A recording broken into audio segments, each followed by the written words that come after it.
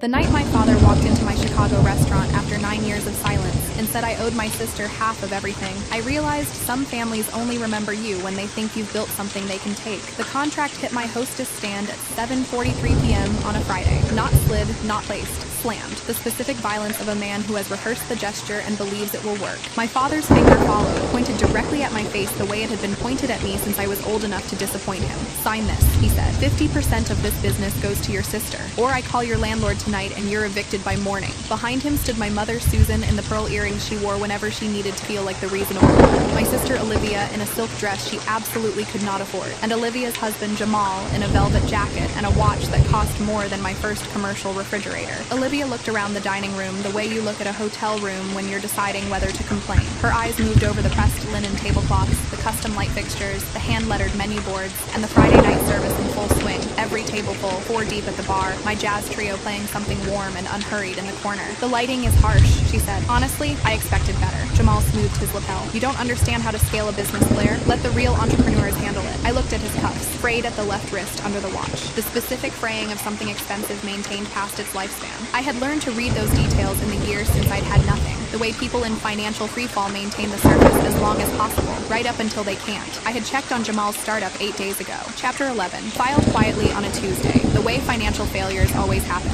Not with a crash, but with paperwork. Filed in a courthouse nobody visits. Documented in a database most people don't know to search. He didn't know I knew. None of them knew what I knew. I looked at my father. At the tie he'd loosened exactly one button. The practiced authority of his posture. The absolute certainty in his expression that this was going to go the way he'd decided it would go. And I felt something I had not expected to feel. Calm, complete, settled, almost comfortable calm. Follow me to the VIP room, I said. Let's talk. I smiled, turned on my heel, and led my family to their table. 9 years is a long time. Long enough for snow to feel like a different climate, for a city to feel like a different country, for a person to become someone entirely unrecognizable to the people who named her. Let me take you back to the beginning, because the beginning matters for this story the way foundations matter for buildings. My name is Claire Ashworth. I grew up in Winnetka, Illinois, in a house with 4 bedrooms and a 3-car garage and parents who loved hierarchy more than they loved their children, which is a specific and common tragedy that looks fine from the street. My father, Richard Ashworth, was a real estate attorney with a reputation in the North Shore suburbs and an understanding of leverage that he applied without distinction to business deals and family relationships alike.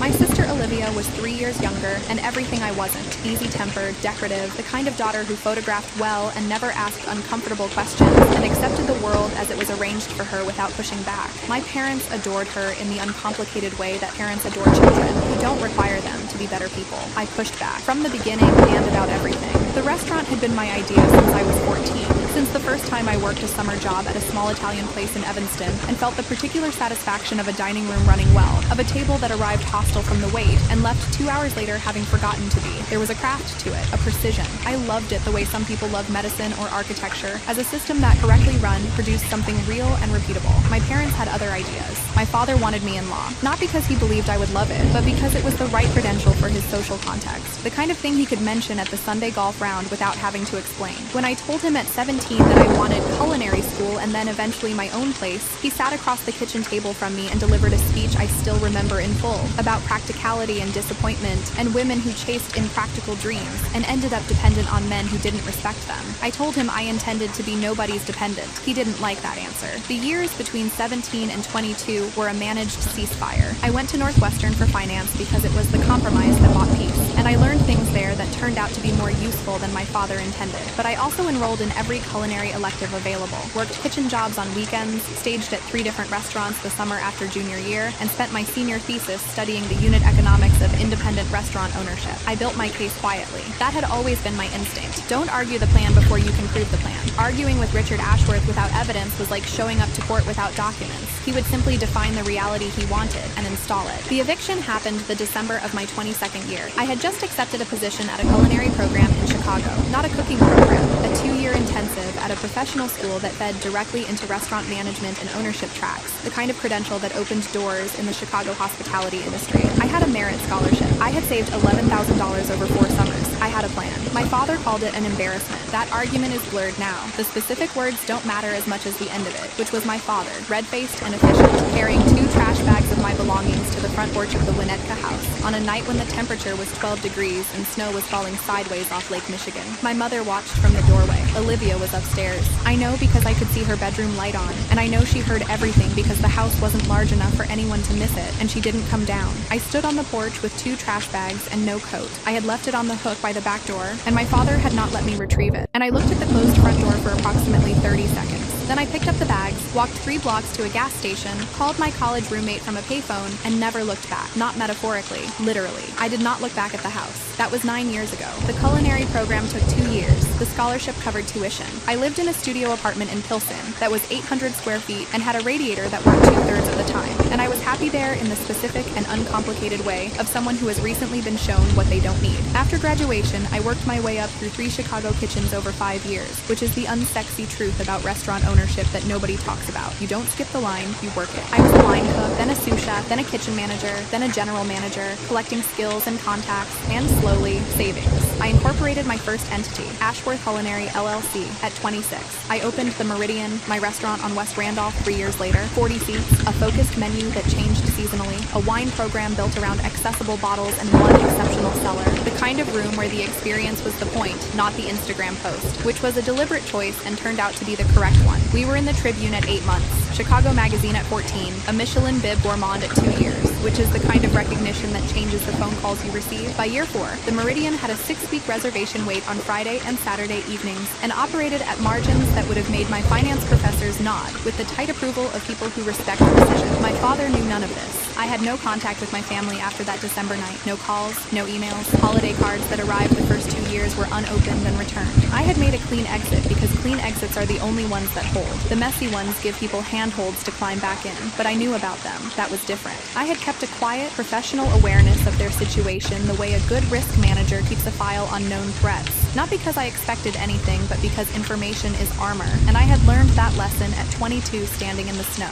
My father's real estate practice had contracted, not collapsed, contracted quietly over several years, the way practices do when a man's network ages and he doesn't build a new one. His golf round still ran on the same North Shore circuits, but the deals coming from that circuit were smaller than they'd been. Olivia had married Jamal Okonkwo 3 years ago. Jamal's startup was a fintech platform with a beautiful pitch deck, an evaluation built on projection rather than revenue, the kind of company that raises several rounds on optimism and then hits the air pocket between promise and performance. I had tracked the SEC filings out of habit. When the Chapter 11 came, I was not surprised. What I hadn't anticipated was that the desperation would land on my hostess stand, the VIP room at the Meridian seats 12. I use it for private dining events, investor dinners, the occasional celebration that needs its own space and a closed door. It has better acoustics than the main dining room, quieter, more contained, and a private bar service line that runs through a separate POS system. This was a deliberate choice tonight. I had not put the meta table in the main dining room where my Friday guests were having their evenings because what was about to happen did not belong in that room. It belonged somewhere with walls. They settled in like they owned the place because that's what they had come to do. My father ordered the Chateau Margaux, $540, the second most expensive bottle on the reserve list, without asking the price, without asking me, without acknowledging that he was in my house drinking my wine 9 years after the last time I'd seen him. He settled back in his chair and pulled out his phone with the practiced ease of a man who has never once doubted his own authority. Olivia told my floor manager Marcus, 7 years in fine dining, unflappable, currently watching this scene with the controlled expression of a man adding to a file he intends to discuss later, that she wanted sea bass and white truffle oil with hand-peeled asparagus, off menu. Put it on the house tab, she said, waving at him the way she would wave at a housekeeper. Jamal snapped his fingers, literally snapped his fingers at my sommelier, Diana Reyes, who has a master's level certification from the Court of Master Sommeliers and has been with the Meridian for 3 years. Seafood tower, lobster mac, and bring something sparkling that isn't cheap. Diana looked at me once. I gave her the smallest nod. I wrote everything down myself. Every item, every request, every modification. My handwriting in my order book, time-stamped, itemized. The bill building line by line while my father set his phone on the table in front of him like a weapon he was happy to display. I play golf with William Harrison every Sunday, he said. He owns this building. One call and you're out on the street by morning, just like 9 years ago. He smiled at me with the particular satisfaction of a man holding what he believes is the last card. Sign the agreement, give your sister her 50%, and nobody has to find out what a difficult person you can be. My mother reached across the table. We just want to be a family again, Claire. 9 years of silence, and now they wanted family. The timing was exquisite. I looked at my father. Call him, I said softly. put him on speaker. He thought I was bluffing. I could see it in the half-second delay before his smile widened, the specific smile of someone who has just been offered the outcome they wanted. He dialed William Harrison's private number with the performance of a man who has done this before, who has wielded other people's access to money and property as a social currency his whole life. Harrison picked up on the third ring, already annoyed. My father's voice lifted to the register he used in depositions.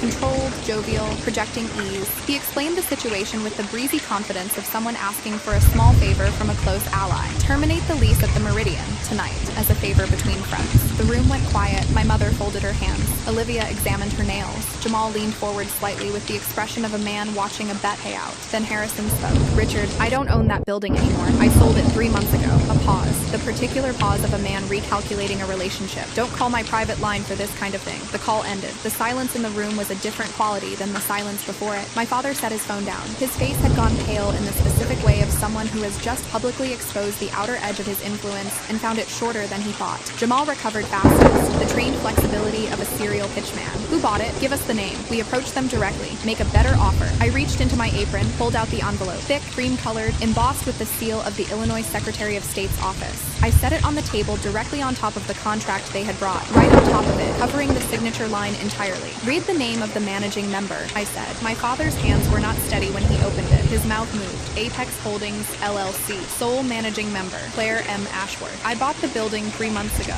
I said. I own the property, the parking lot, the courtyard, the concrete under the table you're currently sitting at. Olivia made a sound that I'd never heard from her before. High, disbelieving, almost admiring in its register if it hadn't been so furious. That's impossible. You threatened to have me evict myself, I said, from my own building, using a friend who no longer had the authority you assumed he had, with a contract that required my signature to have any legal standing. I looked at my father. I want to understand which part you thought would work. He said nothing. The pale had moved from his face down into his posture, the slight collapse of a man whose architecture has just been shown to him from the outside. Jamal was back on his feet. I had to admire the reflexes, even now. The smile reformed on his face with the speed of a screen reloading. Claire, listen, forget Richard. This is between you and me now. You've got the building, I've got the platform. We're the smart ones at this table. $200,000, short-term loan, 20% equity. I'll have the contract drawn up by Monday morning. Your platform filed Chapter 11 8 days ago, I said. Case number 23-14892, Northern District of Illinois. The petition lists 7 creditors and approximately $4.2 million in unsecured debt. Jamal's smile stopped. Olivia turned to him. The specific silence of a woman reassessing. Chapter 11, she said. Not a question. A blade. The investors. There are no investors, I said. The last funding round closed without a lead. The Series B announcement was a press release, not a closing. I know because I read the cap table. You told me they were wiring this week. Olivia's voice was rising with the specific velocity of someone who has been maintaining a performance for a long time and just felt the ground leave. You told me the house was fine. You told me the house is in foreclosure. Jamal's voice cracked at the top like a split board. Your credit cards are maxed. The car is 3 payments back. You knew. You've seen the statements. I am pregnant, she screamed. You told me everything was under control. The seafood tower went over. I don't know exactly who moved. It was one of those moments where the physics of a room under pressure finds its exit point. Crystal broke. Oysters spread across my floor in a pattern that my cleaning crew would later estimate cost 40 minutes of work. Lobster claws, ice, a pool of the second most expensive champagne on my list, which had been on the table exactly 12 minutes. My father was on his feet, straightening his tie. My security team, Marcus, who had been monitoring the feed from the main room, and Torres, who covers the private entrance on Friday nights, came through the door in under 10 seconds. 2 years together. They know what a room that's about to become a police matter feels like, and they had been feeling it since the first snap of Jamal's fingers. I had already dialed. The patrol officers arrived in 4 minutes. Officer Davis and Officer Kim, responding to a disturbance call at a licensed establishment on West Randolph. Kim was young, still processing. Davis was about 15 years into this specific kind of scene and had the practiced calm of someone who has watched wealthy people discover consequences in real time many times, and found it neither surprising nor satisfying, just procedurally necessary. My father turned to them with the smile he used in courtrooms. Officers, this is a family misunderstanding. My daughter is being emotional. You can leave. He said you can leave the way he said everything. Like the authority to define the situation belonged to him, had always belonged to him, would continue to belong to him, regardless of what had just occurred in this room. Officer Davis looked at him, then at me. I handed him the itemized bill, $4,520. I handed him the documentation of 5 declined payment cards. I had run all 5 personally, while Jamal was doing his pitch, using the portable POS device I carry on Friday service. I handed him the LLC documents showing my ownership of the building. I handed him the original contract my father had brought, which contained, in its 3rd paragraph, language that 2 attorneys would later describe as constituting an attempt at coerced business transfer. These individuals consumed services totaling $4,500 without authorization, I said. 5 payment methods declined. They destroyed property, the seafood tower, 2 crystal wine glasses, and approximately half a bottle of Blanc de Blancs. I'm pressing charges for the non-payment and the property destruction. Davis read the itemized bill, read the LLC documents, looked at my father. Sir, he said, I'm going to need you to come with me. My father's face went through its stages faster than I expected. Surprise first, then calculation, then the specific fury of a man who has realized that the person in front of him does not care who he knows or what he thinks his reputation means. She is my daughter. She's also the property owner and the business owner, Davis said, in the tone of someone for whom this distinction is purely procedural, and she's pressing charges. The handcuffs were the quiet kind, not a performance, not a punishment, just the practical machinery of a situation that had exceeded the available alternatives. My father twisted toward me as they turned him, his face burning with the specific color of a man who has never once been genuinely stopped. You are dead to me, Claire. The dining room was completely still. My jazz trio had stopped. Every table was turned toward the entrance of the VIP hallway, watching. I looked at my father, at the tie he'd loosened one button, at the handcuffs, at the face of a man who threw his daughter into a blizzard 9 years ago and arrived tonight expecting to collect the building she'd built herself out of it. You died 9 years ago, Richard, he said. You're just screaming at your landlord. Officer Davis walked him through the dining room. The jazz trio did not play, not a sound. My mother followed, crying quietly, the pearl earrings swinging. Olivia came after, one hand on her stomach, face pale, her silk dress completely wrong for what the night had become. Jamal walked behind all of them with the deflated posture of a man in a velvet jacket that had been expensive once and was now just a jacket. The front doors of the Meridian closed behind them. I stood in the center of my dining room, every one of my Friday guests looking at me. I straightened my apron, turned toward my kitchen.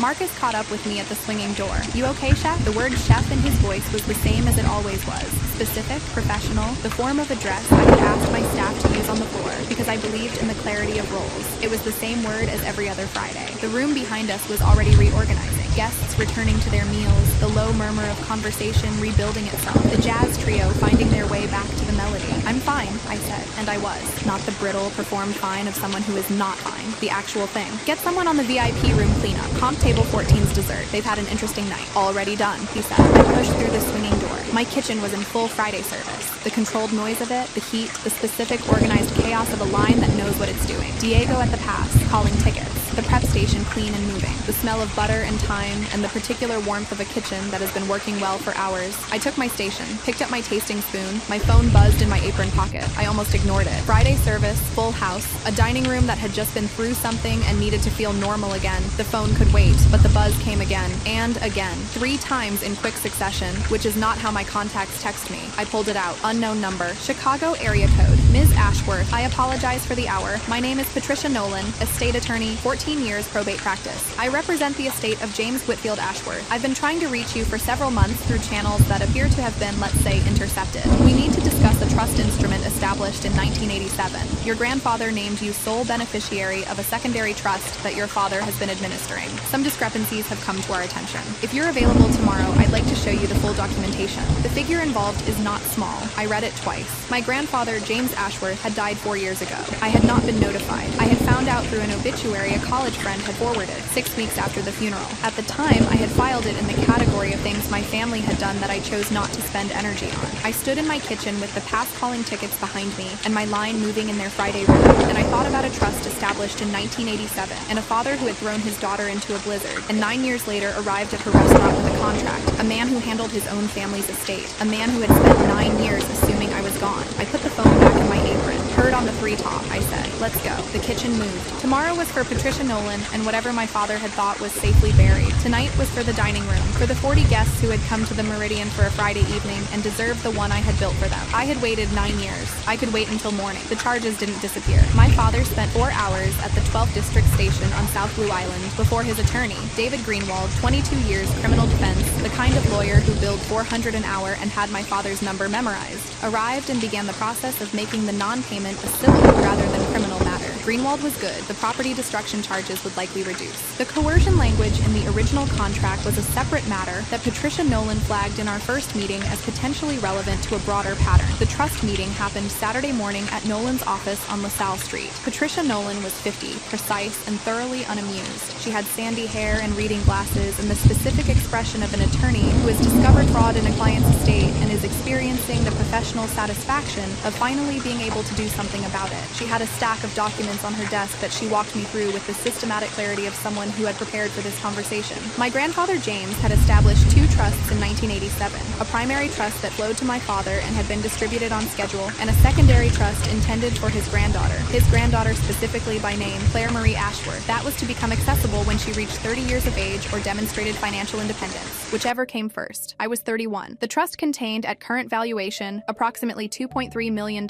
My father had been the administering trustee. He had, according to the documentation Nolan laid in front of me, made attempts over a 3-year period to have the trust reclassified on grounds that the named beneficiary had abandoned contact with the family and could not be located, language that Nolan's predecessor had flagged but not acted on before his retirement. Nolan had found the file when she took over the practice. She had been trying to reach me for 4 months through my parents' address, which is to say, through the people who had the strongest interest in not delivering the message. I sat across from Patricia Nolan in her LaSalle Street office and looked at the trust documents with the steady, detached attention I used for financial review. The number was real. The documents were real. The pattern was real, and it was not complicated once you saw it. A man who had thrown his daughter out into the cold had been sitting on money that belonged to her, in the hope that she would stay cold. What are my options? I said. Nolan tapped the stack. The trust instrument is unambiguous. The misclassification attempts were unsuccessful. The trust is intact. You have full claim. The question is whether you pursue the administration irregularities as a separate matter, which, she said, in the tone of someone who has already done this math. Given the documentation we have and what apparently occurred in your restaurant last night, I would recommend. I thought about a Friday night in December, 9 years ago. 2 trash bags, 12 degrees, the front door closing. I thought about a man in handcuffs walking through my dining room while my jazz trio stopped playing. I thought about a trust established by a grandfather who had apparently understood his son better than I had given him credit for, and had tried from 1987 to make sure at least one thing belonged to me regardless. Let's proceed, I said. 6 months later, the Meridian expanded. I took the second-floor space above the restaurant. It had been storage since I bought the building, and converted it into a private event space that I called the Ashworth Room, not after my father, after my grandfather, whose name I had taken back. The trust funds sit in a separate account. I have not touched them yet. I have been deciding what they mean, which is taking longer than the legal part did. My father's attorney negotiated the coercion matter into a civil settlement. He paid a fine and signed a document acknowledging the LLC's ownership position. The estate irregularities are an ongoing review. Patricia Nolan is thorough, and there is no statute of limitations on what she found. Olivia had her baby in March, a girl. I know this because Patricia Nolan mentioned it in passing during our 4th meeting. She handles several Ashworth family matters and is careful about what she shares, but she is also a woman who knows when information is kind rather than intrusive. I have not called Olivia. I think about it sometimes, not often. The anger has cooled into something else, something closer to the tiredness of a person who understands, finally and completely, that you cannot rebuild a foundation that was never laid. What my parents had with me was utility dressed as love, and you can forgive that without pretending it was something else. I forgave it. I just stopped letting it into my building. The Meridian is booked 8 weeks out on weekends now. We added 3 staff. Diego was promoted to executive sous chef, which he had earned twice over. Marcus is floor manager officially, which he had been performing unofficially for 2 years. Diana Reyes got a raise that she also had coming. On the last Friday of every month, I close the restaurant to regular service and open it for a community dinner. No reservations, fixed menu, whatever the season is giving us. Full house, full service, no charge. My staff works it voluntarily, which says something about the people I hired. My grandfather never ate at the Meridian. He died before it opened. But sometimes, during service on a Friday night when the room is full and the jazz trio is playing and the kitchen is moving the way a kitchen moves when everyone knows their work, I think about a man who established a trust in 1987 for a granddaughter not yet born and named her specifically by name, just in case, just in case. I think you would have liked the lighting.